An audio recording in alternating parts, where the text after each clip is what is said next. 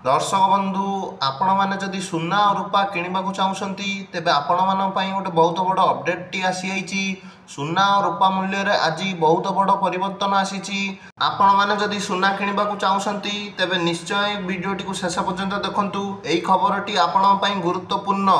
आज भारतीय बजार में 24 क्यारेट सुना 97,420 टंका रही। सेहीपरि 22 क्यारेट सुना दर 99,300 टंका छुईची। सेहीपरि राजधानी भुवनेश्वर में 24 क्यारेट सुना मूल्य 10 ग्राम पिछा 97,420 टंका रही बेले 22 क्यारेट सुना दर 99,300 टंका को पहुँची। मुंबई में 24 क्यारेट मूल्य 97,420 टंका और 22 क्यारेट मूल्य 99,300 टंका रही।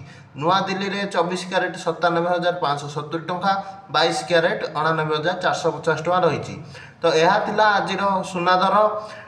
आम चैनल रे डेली सुनार सठिक मूल्य अपडेट वीडियो आसी थाए।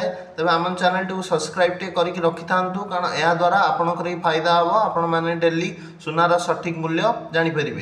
वीडियोटी भल लगे चैनल टी लाइक और सब्सक्राइब टे कर दियंतु।